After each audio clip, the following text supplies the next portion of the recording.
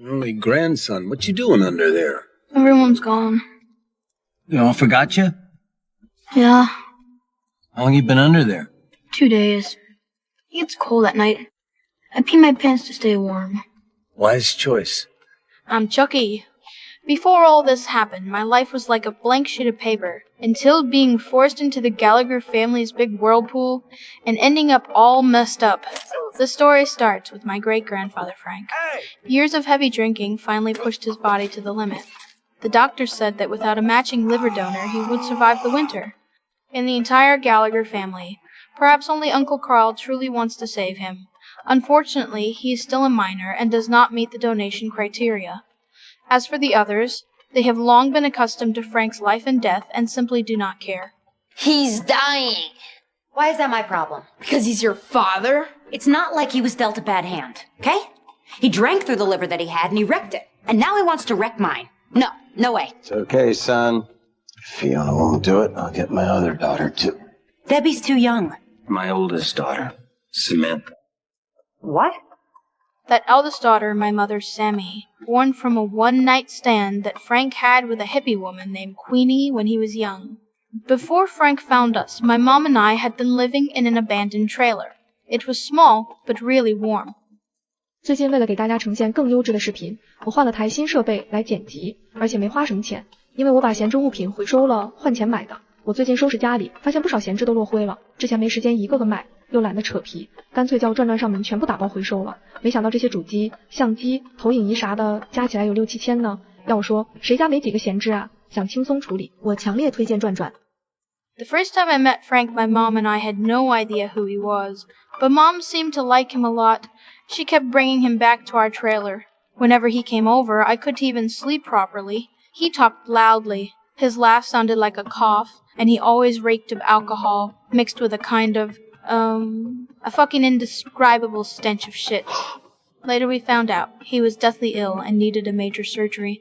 Mom was willing to do anything for him, even ready to donate part of her liver. But guess what? This dying old man was actually her biological father. Mom went crazy with anger when she first found out, but that bit of resentment was quickly overwhelmed by her longing for fatherly love. She started to enlist me in taking care of the seriously ill Frank. It means a lot. You looking after me like this. I'm lucky for the... Oh, Hey, be careful! No, it's fine. It's fine. You didn't mean to. No. Did you, Chuckles? Funny kid. And just like that, we dived headfirst into the chaotic life of the Gallagher family. For me, this world was entirely new.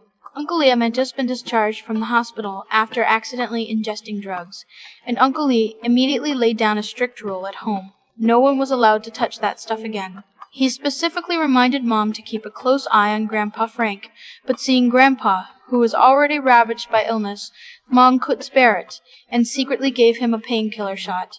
It was that injection that completely ignited Lip's anger. As a result, Mommy and Grandpa, who was dying on the ground, were all thrown out of the house by Uncle. We didn't go back to the trailer park, taking advantage of Aunt Sheila's trip out of town. We sneaked into her house. It was only the second day after I arrived here, when my grandfather asked me to start making a bucket list. Where were we? Number 9, rob a convenience store. Number 10, recycle scrap metal. Number 11, prostitution. Nix that one. My thrill drill is out of juice. Number 12, sperm bank. See number 11. To keep Grandpa Frank alive, Mom came up with a plan. She pretended to put Aunt Sheila's house up for sale with a sign outside, and kept collecting deposits from different buyers. Almost all the money cheated was exchanged for medicine, which was injected into Grandpa's body. Mom even resorted to selling herself just to get doctors to make regular home visits. Later, when we heard Grandpa's last wish to go to the alibi bar one more time, Mom actually moved the entire bar over and invited all Grandpa's drunkard friends that day. I saw Grandpa cry. It was the first time I'd ever seen him shed tears, and at that moment I suddenly felt that maybe everything Mom had done was worth it.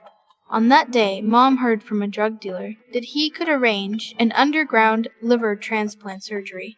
It was like Mom had grabbed the last straw to save a life. She immediately scraped together money with Aunt Sheila and arranged a transplant for Grandpa at an underground clinic.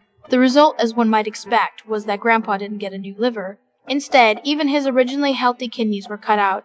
Now Grandpa was really on the verge of death, and all of us were waiting for him to take his last breath. But who could have predicted that a doctor suddenly rushed over, saying he was going to replace Grandpa's liver? Just because Grandpa was at death's door, his position on the organ transplant waiting list jumped straight to the top. In this way, Grandpa's liver transplant was ultimately successful. After the surgery, the doctor said to interact more with Grandpa Frank, so that he can stimulate his brain and wake up earlier. I'm not sure all this woo-woo spiritual stuff is gonna help, Dad. Not with that attitude, it won't. I'm having a great time. Oh, yay! What the hell are you guys doing? We're waking Frank's spirit. Why don't you just do this? What happened? Later, Mom took me back to live at the Gallagher's again. Since Aunt Fiona got married, she hasn't come back much, so Mom temporarily took her place and became the new head of the family. She also set many new rules, and our lives continued in this strange atmosphere. My slowness has become an original sin. At this school, I became a target of bullying. To save me from a few more punches, my mom gave Uncle Carl what he wanted, begging him to be my backer at school. Uncle Carl was the school bully, and with him around, no one dared to touch me. Treat this new uncle like a boss. If he says, go east, I dare not go west. Uncle Carl. We interrupting you? No, I'm fine. The story is just getting good. Continue. Rita says, Now after school, people even come up to me to say hello. That's simply awesome. My mom is also extremely happy now, and she sticks with Grandpa Frank every day. But it seems Grandpa has long been fed up with her, and is bent on driving her out of the house, and the knife he picked is his chubby grandson, me. By that time, Uncle Carl had already gotten involved in the flower business, and at Grandpa's instigation, he asked me to help him transport some things. When Uncle Carl tied the stuff tightly around me, I even thought of myself as a natural-born mule, feeling perfectly content.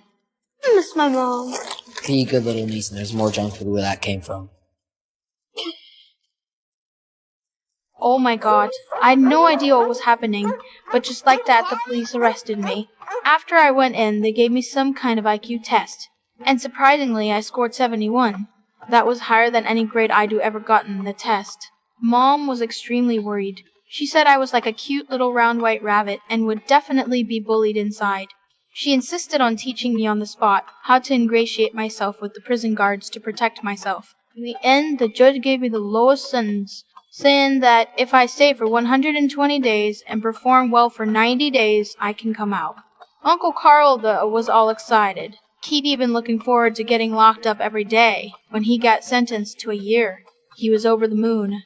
Mom was still worried before I left. She drew a silly symbol on my forehead as a talisman. Unexpectedly, I was actually taken in by a group of people inside. I got into a fight with Carl, who was representing the black guys as soon as I arrived. Let's do this. But bad luck always follows me, and the whole blame for the fight ended up falling on me alone. Because Carl had gang connections, he got out early, while my sentence got extended instead. When I finally managed to get out, Mom got arrested for chasing Mickey with a gun. I had no choice but to run back to the Gallagher's place. Hiya, Fiona. Fiona Gallagher? uh-huh. This Charles is your nephew, correct? I forgot about the swastika. Much better. I'm hungry. Ian, did you get your Nazi nephew some breakfast? If you let the cracker stay, bitch gonna get a shiv in his neck. Right here. No rules. No shivs in Chucky's neck and no race wars. In the house. Got it?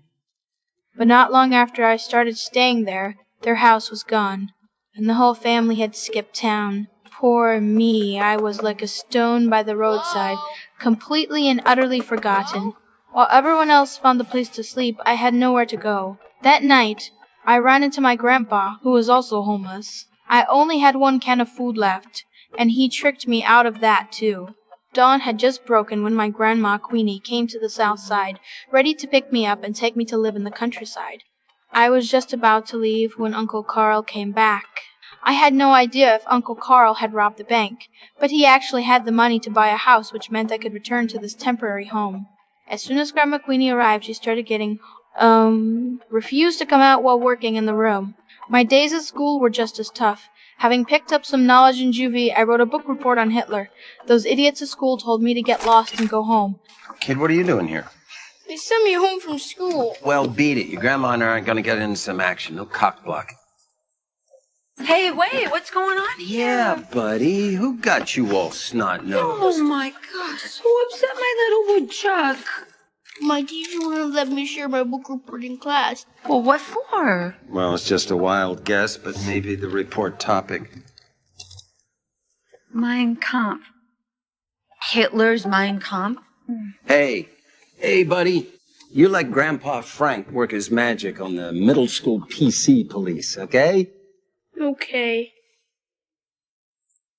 Luckily, Grandpa had a mouth like a machine gun. He took me back to school and tore into them so badly that they had nothing to say. At least, he helped me save face.